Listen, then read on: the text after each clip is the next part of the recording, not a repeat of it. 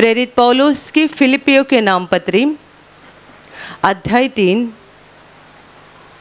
वचन 1 मैं पढ़ रही हूँ, ध्यान देकर सुनो। इसलिए हे मेरे भाइयों, प्रभु में आनंदित रहो। वे ही बातें तुमको बार बार लिखने में मुझे तो कोई कष्ट नहीं होता और इसमें तुम्हारी कुशलता है। Hallelujah, hallelujah, hallelujah, hallelujah, hallelujah. पौलुस लिख रहा है, इसलिए हे मेरे भाइयों, प्रभु में आनंदित रहो। वे ही बातें बार बार तुमको लिखने में मुझे तो कोई कष्ट नहीं होता, परंतु इसमें तुम्हारी कुशलता है। Hallelujah, hallelujah, hallelujah, hallelujah. मेरे प्यारे भाई और बहनों, हमने प्रभु यीशु पर विश्वास करके अनंत जीवन को पाया है, क्योंकि यीशु के क्रूस के बलिदान के द्वारा हमें पापों की क्षमा मिल चुकी है। हम परमेश्वर के बच्चे बन गए हैं। हमें पवित्र आत्मा से अभिषेक करके परमेश्वर ने इस बात को साफ कर दिया है कि उसने हमें दुनिया से अलग किया है और अपना बेटा और बेटी के रूप में स्वीकार करके अनंत जीवन के लिए हमें चुन लिया है। तो ऐसे सब लोगों को जिनका उद्धार हो चुका है, जो परमेश्वर के बच्चे बन चुके हैं और अनंत जीवन के वारिस हो चुके हैं, उन सब लोगों को पौलुस लिख रहा है, हे मेरे भाइयों, प्रभु में आनंदित रहो। और आगे वो बता रहा है कि यही बातें बार बार तुम्हें लिखने में मुझे तो कोई कष्ट नहीं होता है और इसमें तुम्हारी कुशलता है। Hallelujah, hallelujah, hallelujah. इसी पत्री में अध्याय 4 में फिर एक बार उसने कहा है, प्रभु में सदा आनंद करो। मैं फिर कहता हूँ, आनंद करो। पौलुस ये बातें बार बार क्यों बता रहा है? आनंद करो, प्रभु में आनंद करो, सदा आनंद करो। ये बातें तुम्हें बार बार लिखने में मुझे कोई कष्ट नहीं हो रहा है, परंतु ये बातें तुम्हारी कुशलता, इसमें तुम्हारी कुशलता है। इस बातों के द्वारा तुम सुरक्षित बन जाओगे। मेरे प्यारे भाइयों और बहनों, प्रभु यीशु पर विश्वास करके पापों की क्षमा पाने के बाद ऐसा नहीं होता है कि हमारी ज़िंदगी से सारी बीमारियाँ, सारी परेशानियाँ, सारे कष्ट और सारे दुख पूरे ही पूरे ख़त्म हो जाते हैं और हम बस एक खुशी का जीवन जीना शुरू करते हैं। ऐसा नहीं होता है। यीशु पर विश्वास करके जब हम जिंदगी जीते हैं, ये एक नई जिंदगी है, दुनिया से अलग जीवन है, सचमुच खुशी और शांति से भरा जीवन है। पर ये आत्मिक खुशी है और आत्मिक शांति है। समस्याओं का आना, बीमारियों का आना, संकट का आना यकीनन कम होता है, परंतु होता तो है। ऐसा नहीं कि पूरी रीति से नष्ट होता है। जब तक हम इस धरती पर है, तब तक हमें समस्याओं का सामना करना पड़ता है, बीमारियों का सामना करना पड़ता है, दुखों का सामना करना पड़ता है। अंधकार का जो हमारा जीवन था, उसकी तुलना में ये बहुत ज़्यादा कम है। अंधकार के जीवन में हम शैतान के गुलाम थे और इसीलिए दिन रात हम उस दुष्ट के हाथ से दुख उठाते थे। अभी हम सर्वशक्तिमान परमेश्वर के बच्चे बन गए हैं और इसलिए उस तुलना में अभी हमारा दुख उठाना कम हो गया है। लेकिन होता तो ज़रूर है, जब तक हम इस धरती पर है, हमें दुखों का और संकट का सामना करना है और ये दुष्ट बार बार हमारे पीछे लगा रहता है और हमें सताते रहता है। जब तक हम अनंत जीवन में ना पहुंच जाए, यानी स्वर्ग में ना पहुंचे, तब तक हमें दुख उठाना पड़ता है। Hallelujah, hallelujah, hallelujah, hallelujah. और इसीलिए कई सारे विश्वासियों का विश्वास हिलता भी है। उनकी समझ में नहीं आता है, मैं इतना प्रार्थना करता हूँ, इतनी प्रार्थना करती हूँ, मेरा इतना बड़ा विश्वास है। लोग खुद ही बोलते हैं मेरा विश्वास बहुत बड़ा है, मेरा विश्वास इतना बड़ा है, तो भी मेरे जीवन में सारी मुसीबतें क्यों हुए। मेरे प्यारे भाई और बहनों, आप अपने बारे में मत बताना कि हमारा विश्वास बड़ा विश्वास है, क्योंकि विश्वास को गिनने की मेजर टेप हमारे पास नहीं है, परमेश्वर के पास है। और यीशु ने भी कई बार अपने चेलों को हे अल्प विश्वासी ऐसा कहा था। हमारा विश्वास कितना है, कितना छोटा है, कितना बड़ा है, कैसा है, हम खुद नहीं जानते, परमेश्वर जानता है। पर कई लोग कहते हैं कि मेरा विश्वास बहुत बड़ा है और इतना बड़ा विश्वास है, और इतने बड़े विश्वास के साथ मैं प्रार्थना करता हूँ, प्रार्थना करती हूँ, तो भी मुझे समस्याओं का सामना करना पड़ता है। और इसको लेकर कितने सारे लोगों का विश्वास हिलता है, वे नाराज़ होते हैं, धीरे धीरे विश्वास में पीछे हटते हैं। और इसीलिए पौलुस इस वचन के द्वारा एक बहुमूल्य सलाह दे रहा है, जो कि दिखने में बहुत साधारण है, परंतु ये सलाह बहुत ही महत्वपूर्ण है। हे मेरे भाइयों, प्रभु में आनंदित रहो, प्रभु में आनंदित रहो। छोटा सा सलाह बहुत साधारण लगता है, पर बहुत ज़्यादा महत्वपूर्ण है, क्योंकि हम नहीं जानते कि आनंदित रहना किसको पसंद नहीं है। जब आपके हृदय में खुशी होती है, कौन नाराज़ होता है? आप कहेंगे मेरा पड़ोसी नाराज़ होता है। जब मैं हंसता हूँ, मेरा पड़ोसी नाराज़ होता है। जब मेरे घर में कुछ अच्छी बात होती है, मेरे पड़ोसी को अच्छा नहीं लगता है। नहीं, मनुष्य नहीं, वो एक आत्मा है, शैतान, जिसे हमारा हंसना पसंद नहीं है, जिसे हमारी खुशी पसंद नहीं है, जो चाहता है कि हम दिन रात बस रोते रहे और हमारे साथ सब बुरा ही होता रहे। इसीलिए पौलुस लिख रहा है कि इसमें तुम्हारी कुशलता है, प्रभु में आनंदित रहना, इसमें तुम्हारी कुशलता है। इसका मतलब ये है कि तुम आनंदित रहने से अपने आप को बचा पाओगे, अपने आप को सुरक्षित रख पाओगे। यदि तुम नाराज होते गए तो वो दुष्ट बार बार आकर तुम्हारी नाराजगी को बढ़ाते जाएगा। देखा, इतनी प्रार्थना की, क्या लाभ हुआ? एक शुक्रवार भी छोड़ा नहीं, हर शुक्रवार प्रार्थना में जाते रहा। अभी देखा क्या हो गया? क्या दिया प्रभु ने तुझे? इतनी परिश्रम उठाकर, इतना पैसा खर्चा करके हर सप्ताह वहाँ प्रार्थना में जाती थी, क्या मिला तुझे? जब हम नाराज हालत में ज़्यादा समय तक रहते हैं, वो दुष्ट आकर हमसे बातें करता है, और उसकी बातें सुनने से हमारी नाराजगी बढ़ते जाती है, और जिससे भयानक बात ये होती है कि हमारे विश्वास के ऊपर असर होने लगता है। हम भी सोचने लगते हैं परमेश्वर ने मेरे साथ ऐसा क्यों किया, और उस पर हमने जो विश्वास किया है वो विश्वास हिलने लगता है, और धीरे धीरे हम पीछे हटने लगते हैं। यदि सही समय पे होश पे नहीं आए तो पूरे ही पूरे अंधकार में चले जाएंगे। Hallelujah, hallelujah, hallelujah, hallelujah. मेरे प्यारे भाई और बहनों, इसलिए पौलुस बता रहा है कि इसमें तुम्हारी कुशलता है। किसमें? प्रभु में आनंदित रहने में तुम्हारी कुशलता है। ये महत्वपूर्ण सलाह है आत्मिक जीवन के लिए, ये बहुत महत्वपूर्ण बात है। हम बाइबल में बहुत खूबसूरत घटना को देखते हैं, जब प्रभु का प्रभावी चेला पौलुस और उसका संगीदास सिलास दोनों को बंदी गृह में डाला गया था।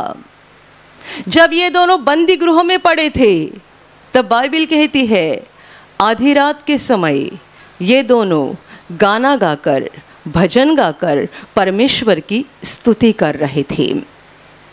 ये दोनों को बंदी गृह में इसलिए डाला गया था कि उन्होंने एक जवान लड़की में से दुष्ट आत्मा को निकाल दिया था। ये भले काम का उन्हें बख्शिश मिला था। ये नतीजा, भले काम का नतीजा। प्रभु के लोगों के साथ बहुत बार ऐसा ही होता है, हम भले काम करने जाते हैं और नतीजा ये होता है कि हमें कुछ दंड उठाना पड़ता है। पौलुस ने एक जवान लड़की में से दुष्टात्मा निकाला था और इससे लोग बहुत गुस्से में आए थे। वे चाहते थे कि उसमें दुष्टात्मा वैसा ही रहे, लेकिन उन्होंने दुष्टात्मा निकाला और जिसका नतीजा ये हो गया कि इन दोनों को बंदी गृह में डाला गया।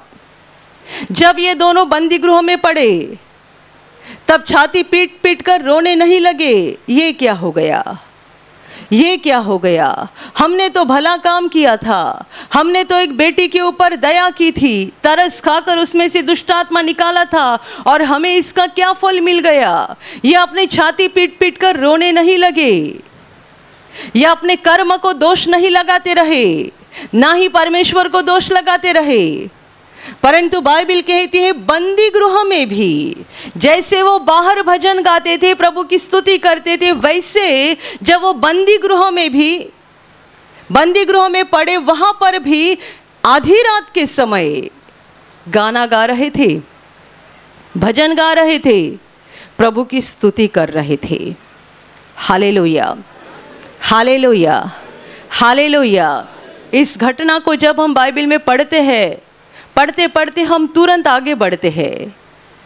बाइबल के हर वचन को पढ़ना और वहीं पे रुक जाना, दोबारा पढ़ना, तीसरी बार पढ़ना। कोई लोग 1 घंटे में बाइबल के 10 पन्ने पढ़ते हैं और कोई लोग 1 घंटे में 1 पन्ना भी नहीं पढ़ते, क्योंकि बार बार वचन के ऊपर गौर करते हैं, सोचते हैं। आप 1 घंटे में 10 पन्ना पढ़ने वाले लोग हैं तो आपकी समझ में कुछ नहीं आएगा। पौलुस और सिलास ने भला काम किया था और इसका फल इनको ये मिला कि बंदी गृह में पड़े और आधी रात के समय वे वहां भजन गा रहे थे, प्रभु की स्तुति कर रहे थे और बाकी बंदी जो थे वो सुन रहे थे। उन्हें भी लगता होगा कि ये पागल है, इनको बंदी गृह में डाला है तो जिन्होंने इनके ऊपर ये बुरी हालत उनकी की है उनको दोष लगाना चाहिए था, कुछ तो बुरी बातें बोलनी चाहिए थी, यहाँ वहाँ की बुरी बातें बोलकर किसी को तो दोष देना चाहिए था, गुस्से में रहना चाहिए था। पर ये तो अजीब से लोग दिखाई दे रहे थे, अजीब लोग जो किसी को कोई दोष नहीं लगा रहे हैं, किसी पर कोई इल्ज़ाम नहीं लगा रहे हैं, किसी पर कोई गुस्सा नहीं कर रहे हैं और ना ही परमेश्वर पर गुस्सा कर रहे हैं। जिस परमेश्वर के नाम से उन्होंने भला काम किया था उसे भी नहीं दोष लगा रहे हैं, इसके विपरीत उसी की स्तुति कर रहे हैं, भजन गा रहे हैं। और फिर क्या हो गया? ऐसा हो गया कि परमेश्वर ने वहाँ अपना अद्भुत काम दिखाया, वहाँ भूमिकंप हो गया, बंदी गृह की नींव हिल गई। जिन बंधनों में इनको जकड़ा गया था, इनके हाथ पैर को बंधनों में, बेड़ियों में जकड़ा गया था, ऐसी हालत में भी वे भजन गा रहे थे। सोचिएगा, क्या आप ऐसा करेंगे? क्या मैं ऐसा करूंगी? हमें अपने बारे में सोचना है। जब इनके हाथ बेड़ियों में बांधे गए हैं, पैर बांधे गए हैं और बंदी गृह में है, ऐसी हालत में भजन गा रहे हैं, प्रभु की स्तुति कर रहे हैं। हम छोटी छोटी मुसीबत आने के बाद भी बोलते ये क्या हो गया, हे प्रभु तूने ये क्या कर दिया, छोटी छोटी मुसीबत आने के बाद। और ये ऐसी कठिन हालत में प्रभु का भजन गा रहे थे तो आसमान में परमेश्वर ने सारी बात को बड़े गंभीरता से ले लिया। उस जगह पर भूमिकंप हो गया, बंदी गृह की नींव हिल गई, जिन बंधनों में उनको बांधा गया था वे नीचे गिर गए, टूट के नीचे गिर गए और बंदी गृह के दरवाजे अपने आप खुल गए। Hallelujah, hallelujah. इसके बाद ये दोनों भागे नहीं, ना ही ये दोनों भागे और ना ही बाकी के बंदी भागे, कोई भागे नहीं। इसके बाद प्रभु ने और भी बड़ा काम किया। इसके लिए आपको बाइबल पढ़ना है। मेरे प्यारे भाई और बहनों, ये सब हुआ कैसे? ये दो प्रभु के जन जब बंदी गृह में पड़े थे तब भी गाना गा रहे थे, भजन गा रहे थे, प्रभु की स्तुति कर रहे थे। शैतान हार गया, शैतान हार गया। और यही पौलुस लिख रहा है। पौलुस की जो पत्री हम बाइबल में पढ़ते हैं उनमें से कई सारी पत्री उसने तब लिखी है जब उसको प्रभु के नाम के खातिर बंदी गृह में डाला जाता था। सालों साल वो बंदी गृह में पड़ा था और ऐसे समय में भी उसने पत्री लिखी हुई है। ऐसे समय में भी वो कलीसिया को उपदेश कर रहा था, अपनी पत्री के द्वारा लिख रहा था, विश्वास में बने रहो, खुश रहो। जब ये खुद बंदी गृह में है उनको बता रहा है प्रभु में आनंद करो। Hallelujah, hallelujah, hallelujah. ये कितनी बड़ी बात है। जो प्रभु का चेला खुद प्रभु के नाम के खातिर बड़ा दुख उठा रहा था, वही बता रहा है प्रभु में सदा आनंदित रहो। यही बात बार बार तुम्हें लिखने में मुझे कोई कष्ट नहीं हो रहा है, परंतु इसमें तुम्हारी कुशलता है। ये तुम्हारी सुरक्षितता के लिए है। इसमें तुम सेफ बन जाओगे, सुरक्षित बन जाओगे। क्यों?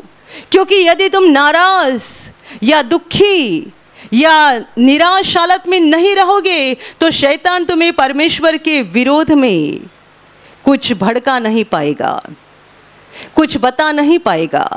यदि आप बार बार बोलते हैं प्रभु अच्छा है, प्रभु अच्छा है, प्रभु अच्छा है, जैसा कि हम बाइबल के अय्यूब की किताब में पढ़ते हैं, जब उसके ज़िंदगी में सब अच्छा चल रहा था वो बोलता था प्रभु अच्छा है, वो अच्छा है, वो भला है, वो सब भले काम करता है। जब उसके सारे बच्चे मर गए, जब उसकी सारी संपत्ति खत्म हो गई, जब उसके सारे जानवर किसी ने लूट के लेकर गए और जब वो कंगाल बन गया, भिखारी बन गया, सारे बच्चे भी मर गए, संपत्ति भी चली गई, जब वो ऐसा बुरी हालत में था तभी भी उसने कहा परमेश्वर ने दिया, परमेश्वर ने लिया, उसी का नाम धन्य हो। हालेलुया। आप में से कोई भाई बहने आज इस घड़ी अपने ज़िंदगी में बहुत कठिन समय में गुजर रहे होंगे। आपको बहुत ज़रूरी है कि आप अय्यूब की किताब को पढ़िएगा, तो आपको लगेगा आपका दुख इतना ही है, इतना ही। अय्यूब का दुख पहाड़ जैसा था और उस पहाड़ के सामने आपका दुख आपको एक छोटा सा पत्थर लगेगा, छोटा सा पत्थर। कोई भी बहन, कोई भी भाई हो, आप यदि बड़ी बीमारी से गुजर रहे हैं, बड़े दुख से गुजर रहे हैं, शायद आपको नौकरी नहीं है और आप बहुत परेशान हैं, रहने के लिए मकान नहीं है, कर्जा बहुत बढ़ गया है, आपके पास लाइट का बिल भरने के लिए भी पैसा नहीं है, बच्चों को खाना देने के लिए भी आपके पास पैसा नहीं है। यदि ऐसी कठिन नौबत आपके ऊपर आई है, आप अय्यूब का किताब पढ़िएगा, तब आप जानोगे कि आपका दुख उसके सामने एकदम छोटा सा है, एकदम छोटा सा। पर ऐसी कठिन हालत में भी यह मनुष्य परमेश्वर के साथ विश्वास योग्य बना रहा।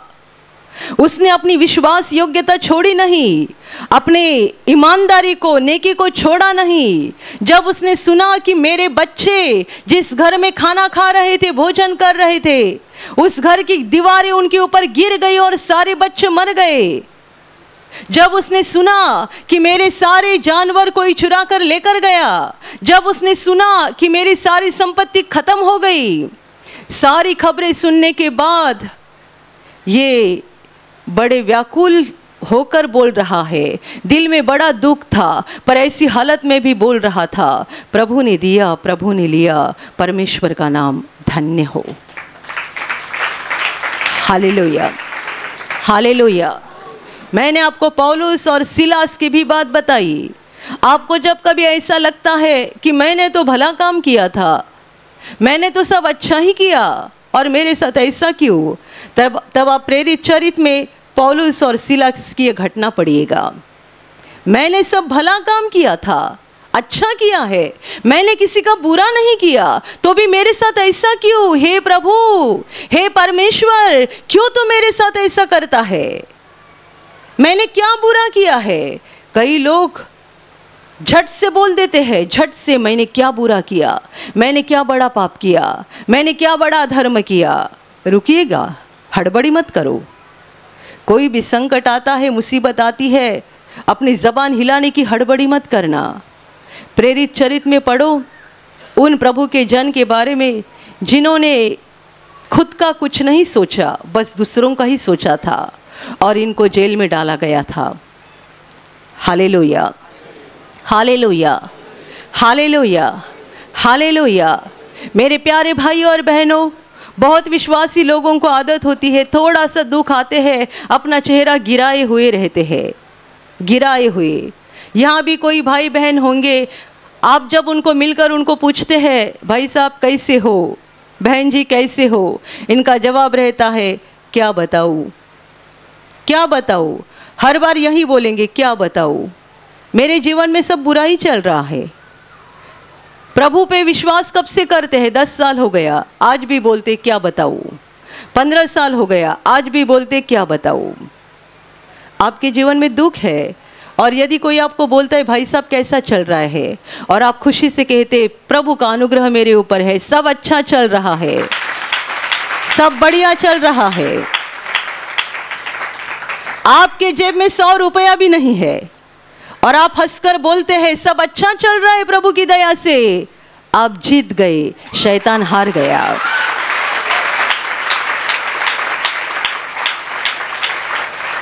जब आपके जेब में 100 रुपया भी नहीं है, और आपको पता नहीं कल का दिन कैसा गुजरेगा, परसों क्या हो जाएगा, और कोई आपसे मिलकर आपका हाल हवाला पूछते और आप बोलते प्रभु की दया से सब ठीक चल रहा है, इसका मतलब आप जीत गए। यदि आपकी जेब में 5,000 रुपया है, आपके घर में 50,000 रुपया अलमारी में रखा हुआ है, और कोई आपको पूछते हैं कैसा है, और आप रोते रोते बोलते क्या बताऊं, बच्चे सुनते नहीं है, क्या बताऊं, पति शराब पीता है, क्या बताऊं, औरत एक भी बात सुनती नहीं है, इसका मतलब आप हार गए, आप हार गए। आपके जेब में कितना पैसा है, आपके अलमारी में कितना पैसा है, आपके बैंक अकाउंट में कितना पैसा है, ये कोई महत्वपूर्ण नहीं है। आपके हृदय में पवित्र आत्मा ने कितना आनंद दिया है, कितनी खुशी भर दी है, कितनी शांति भर दी है, ये महत्वपूर्ण है। और ये पवित्र आत्मा की खुशी, शांति और आनंद पैसा और सोना चांदी से नहीं मिलती है, ये बस पवित्र आत्मा ही दे सकता है और कोई नहीं दे सकता। Hallelujah, hallelujah, hallelujah. जो लोग बार बार दुख में रहते हैं, बार बार, उन्हें शैतान और निराशा में डालता है। इसलिए ध्यान में रखना, आपकी यदि कोई एकदम करीबी व्यक्ति की मौत भी हो जाए, करीबी, एकदम करीबी व्यक्ति की भी मौत हो जाए, तो भी ज़्यादा समय रोते मत बैठो, ज़्यादा समय नाराज और निराश हालत में मत रहना। एकदम करीबी व्यक्ति कि उसके गुजर जाने के बाद आपको लग रहा है अब जीने से कोई मतलब नहीं है, मेरे जीवन में कोई खुशी बची नहीं है, ऐसा जब आपको लगेगा ना, तभी सावधान हो जाओ और बड़े जल्दी से ही उस दुख से बाहर आ जाओ। आपकी करीबी व्यक्ति के मृत्यु के बाद भी आपको 1 सप्ताह या ज़्यादा से ज़्यादा 15 दिन के अंदर दुख से बाहर आना चाहिए, प्रभु की स्तुति करनी चाहिए, महिमा करनी चाहिए। और यदि आप अय्यूब के समान हैं, तो आपकी करीबी व्यक्ति की लाश आपके सामने है और आप आपके मन में कहेंगे मेरा प्रभु अच्छा है, और वो जो भी करता है सब भले के लिए करता है। यदि आपकी आत्मा में इतनी ज्यादा ताकत है, तो आपके करीबी व्यक्ति की लाश आपके सामने होते हुए भी लोग देख रहे कि आपके आंखों से आंसू बह रहे हैं, पर आप अपनी आत्मा में कह रहे प्रभु तू अच्छा है, मैं जानता हूँ, मैं जानती हूँ कि तू अच्छा है, और तू जो भी करता है अच्छा ही करता है, बुरा कुछ नहीं करता। Hallelujah, hallelujah, hallelujah. मैंने देखा है विश्वासी लोग 6-6 महीना, 1-1 साल, कई लोग 2-2 साल रोते बैठते हैं। ऐसा मत कीजिएगा, ये प्रभु को अच्छा नहीं लगता है। परमेश्वर नहीं चाहता है कि हम आंसू बहाते रहे। जब विधवा औरत का बेटा मर गया था और वो रो रही थी, प्रभु ने जाकर उसके बेटे को जिलाया, परंतु बेटे को जिलाने से पहले प्रभु पहले उस औरत के पास गया और उससे कहता है, मत रो। ये 2 शब्द बड़े महत्वपूर्ण है, मत रो। ये शब्द किसी साधारण मनुष्य के नहीं है, स्वर्ग और पृथ्वी के मालिक के है, जिसने हमें जीवन दिया है। जीवनदाता परमेश्वर उस औरत से कह रहा है, मत रो। उसके आंसू देखकर प्रभु को कष्ट हो रहा था, दुख हो रहा था। प्रभु को उसके आंसू देखे नहीं जा रहे थे और प्रभु ने हड़बड़ी में जाकर बेटे को पहले जीवित नहीं किया, परंतु पहले उसके पास गया, उसको शांत किया, मत रो। हम बस इतना ही जानते हैं कि प्रभु ने जाकर उसको जिंदा किया, ये तो प्रभु का सामर्थ्य था, पर पहले प्रभु ने अपना प्रेम दिखाया। प्रभु को उस औरत के आंसू देखे नहीं जा रहे थे, इसीलिए हड़बड़ी में जाकर उस बेटे को नहीं जिंदा किया, पहले उसके पास जाकर उसको रुकाया, रो मत, रो मत, रो मत। हम 8 दिन, 15 दिन, 1 महीना, 6 महीना, 1 साल लगातार रोते हैं। इसका मतलब हम अपने आंसू बहाने के द्वारा परमेश्वर को दोष लगाते हैं कि परमेश्वर ने हमारे जीवन में सब कुछ बुरा कर दिया है। हम अपने आंसुओं के द्वारा परमेश्वर पर इल्जाम लगाते हैं कि परमेश्वर ने मेरे जीवन में सब बुरा कर दिया है। जो हो गया गलत हो गया, जो हो गया इससे मेरा नुकसान हो गया, परमेश्वर ने मेरे साथ गलत काम कर दिया। Hallelujah, hallelujah, hallelujah. यदि आपको विश्वास में मजबूत बनना है, आत्मा में मजबूत बनना है, तो ये बहुत ज़रूरी बात है। वचन कहता है, पौलुस बता रहा है, प्रभु में आनंदित रहो, प्रभु में आनंदित रहो, प्रभु में आनंदित रहो।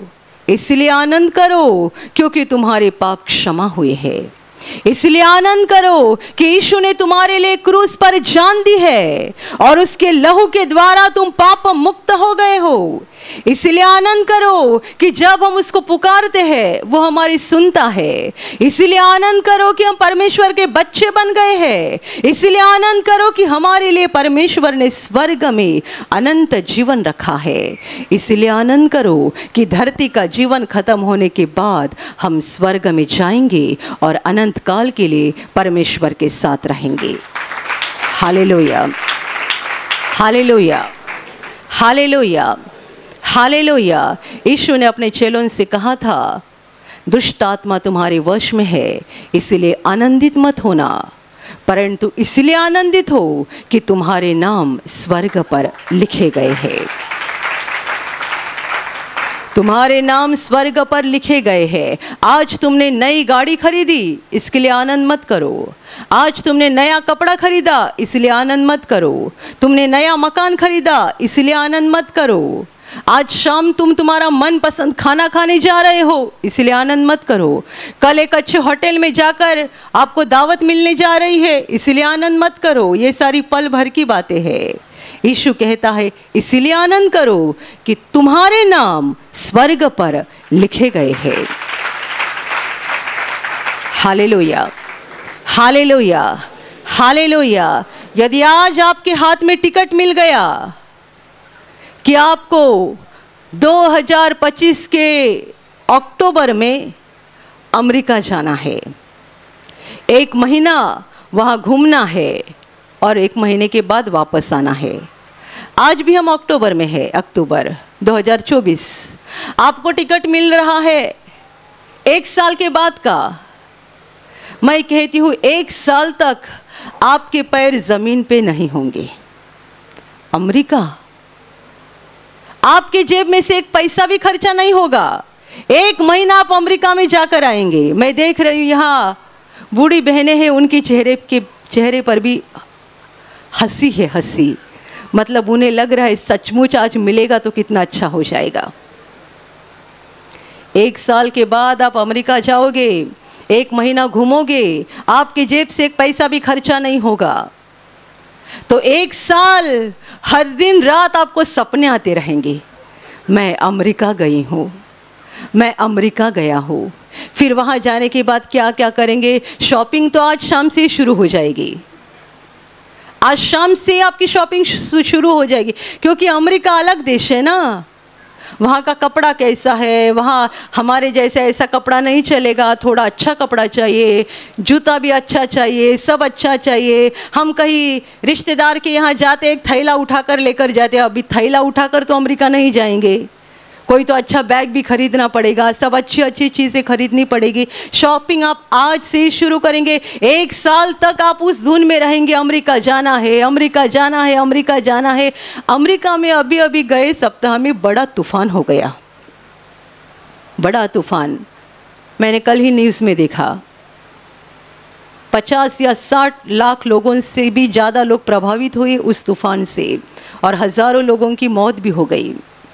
अमेरिका भी धरती का ही एक देश है, वहाँ पर भी बार बार परमेश्वर का कहर आता है, क्योंकि ये लोग बाइबल के खिलाफ जी रहे हैं।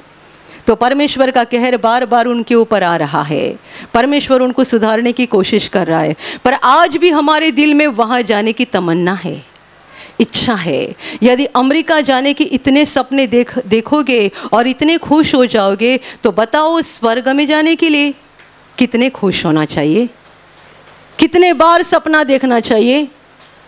स्वर्ग यानी अमेरिका नहीं है, स्वर्ग यानी इंग्लैंड नहीं है, स्वर्ग यानी जापान नहीं है, स्वर्ग धरती के उस पार है। आप ऊपर देखते आपको आसमान दिखाई देता है ना, बाइबल हमें सिखाती है आसमान के उस पार परमेश्वर सिंहासन पर बैठा हुआ है, वहाँ है स्वर्ग, परमेश्वर का घर, जहाँ आज तक कोई मनुष्य धरती से निकलकर जाकर नहीं आया है। आपने सुना है मनुष्य चांद के ऊपर जाकर आ गए, चांद के पास जा सकते हैं, लेकिन स्वर्ग पे कोई नहीं जाकर आ सकता है। एक ही था जो स्वर्ग से उतरा था और दोबारा स्वर्ग में गया, वो है परमेश्वर का पुत्र यीशु मसीह। और उसी ने हमसे वादा किया है कि वो आएगा, दोबारा आएगा। वो जहाँ चला गया है वहाँ से दोबारा आएगा, क्योंकि एक बार वो आया था और उसने क्रूस पर बलिदान किया था, इसलिए वो दोबारा आएगा।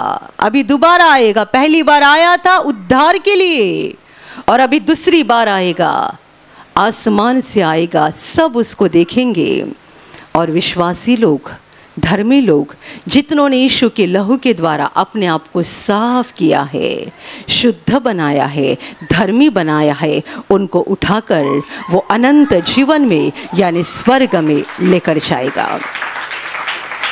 Hallelujah, hallelujah, hallelujah, hallelujah. मुझे याद है बहुत साल पहले की एक घटना है। केंद्र में प्रार्थना के लिए एक परिवार आता था, पति पत्नी बच्चे। उसमें जो पत्नी थी जवान बहन थी, मुझे लगता है 40 के आसपास उसकी उम्र रहेगी। अचानक वो बीमार हो गई और मर गई। अचानक उसको कोई बड़ी बीमारी नहीं थी, कुछ नहीं थी, अचानक उसके पेट में कुछ तो दर्द हो गया, और दर्द होकर घर वाले उसको अस्पताल लेकर गए, और वहीं पे उसी रात उसकी मौत हो गई। मतलब ज़्यादा समय कुछ बीमारी नहीं थी। उसके ऐसे मर जाने से घर में बड़ा दुख का माहौल था, और ज़्यादातर उसका भाई बहनें जो थे, जो विश्वासी नहीं थे, उनको बहुत ज़्यादा दुख हुआ था। और वे इस सोच में थे कि हमारी बहन तो इतनी प्रार्थना करती थी, इतनी प्रार्थना में जाती थी, और परमेश्वर ने उसके साथ ऐसा क्यों कर दिया। उसके गुजर जाने के कुछ तो 4 या 5 दिन बाद, मुझे ठीक से याद नहीं, पर गुजर जाने के कुछ ही दिनों के अंदर एक दिन उसका भाई निराश हालत में घर के बाहर बैठा हुआ था, बहुत दुखी था। मेरी जवान बहन, उसके बच्चे अभी भी स्कूल में पढ़ रहे हैं, इतनी प्रार्थना करती थी, प्रभु ने उसको क्यों बुलाया, परमेश्वर ने उसको क्यों उठाया, और वो विश्वासी था नहीं तो उसे मालूम भी नहीं बहन गई कहाँ पे। वो निराश हालत में घर के बाहर ऐसा आंखें बंद करके बैठा हुआ था कि अचानक उसकी बंद आंखों के सामने उसको दिखाई दिया उसकी बहन कहीं जा रही है और उसके दोनों बाजू से 2 स्वर्गदूतों ने उसके हाथ पकड़े हुए हैं और स्वर्गदूत उसको लेकर जा रहे हैं और ये बहन पीछे मुड़कर देख रही थी।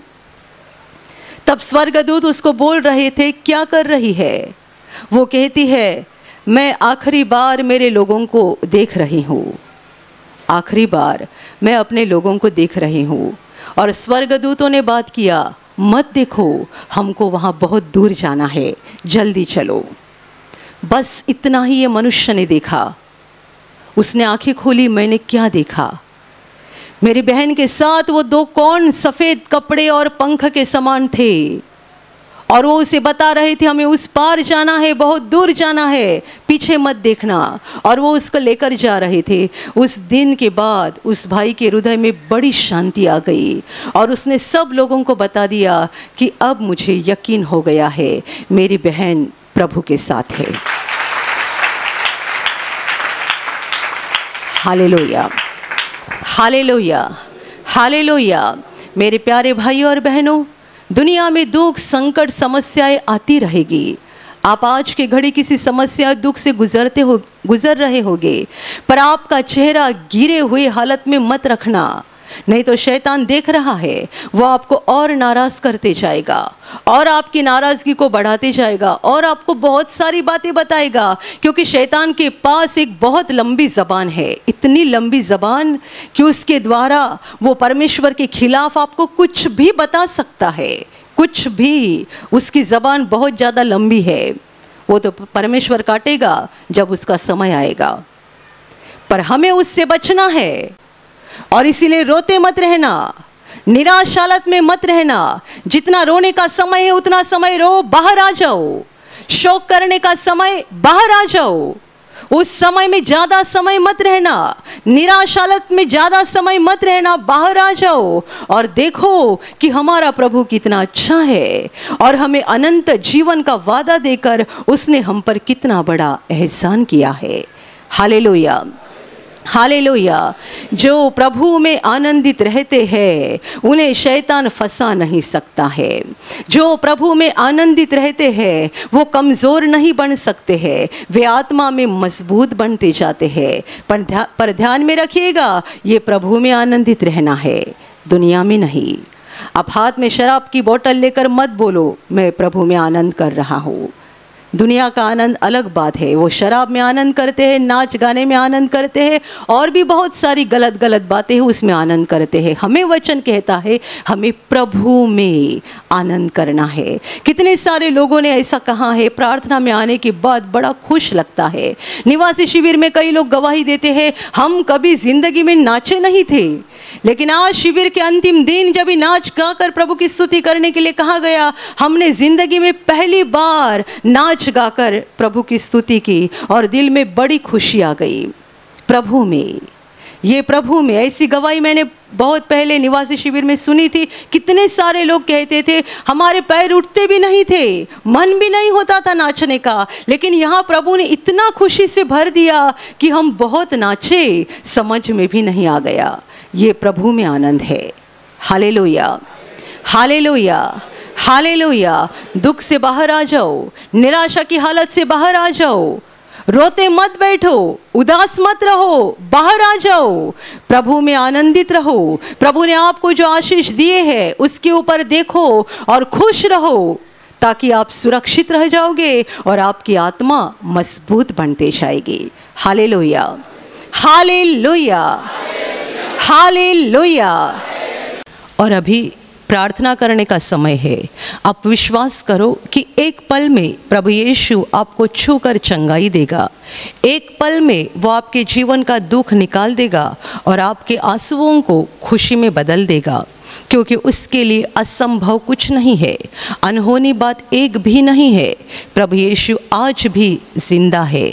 2000 वर्ष पहले वो शरीर रूप में धरती पर था, आज शरीर रूप में नहीं बल्कि आत्मा के रूप में है, और दुनिया के कोने कोने में जहाँ जहाँ लोग विश्वास के साथ उसको पुकारते हैं, उसके पास प्रार्थना करते हैं, उन सबों की पुकार को प्रभु सुनता है, उन्हें चंगा करता है, उनके आंसुओं को पोंछ देता है और उनके जीवन को खुशी से भर देता है। आप भी इसी विश्वास के साथ आपके बीमार भाग पर हाथ रखो, और यदि वहाँ हाथ नहीं रख सकते हैं तो अपने सीने पर हाथ रखो। प्रभु यीशु के नाम से इसी क्षण आपके शरीर की सारी बीमारियां निकल जाए। यीशु के नाम से आपके जीवन का सारा दुख निकल जाए। शैतान का हर एक काम आपके जीवन से और आपके परिवार से पूरी तरह से नष्ट हो जाए। यीशु के नाम से, प्रभु यीशु के नाम से शैतान का सारा काम आपके जीवन से नष्ट हो जाए। सारी दुष्ट आत्माओं को प्रभु यीशु के नाम से मैं आज्ञा दे रही हूँ, इसी क्षण इन्हें छोड़कर निकल जाओ और वापस उनमें नहीं आना। इसी क्षण प्रभु का महान सामर्थ आपके ऊपर आ जाए। प्रभु का महान सामर्थ आपके ऊपर आ जाए। प्रभु का महान सामर्थ आपके ऊपर आ जाए। इसी घड़ी पवित्र आत्मा की खुशी आपके दिल में आ जाए, पवित्र आत्मा की शांति आपके दिल में आ जाए और आपका जीवन स्वर्ग की रोशनी से भर जाए। आमीन।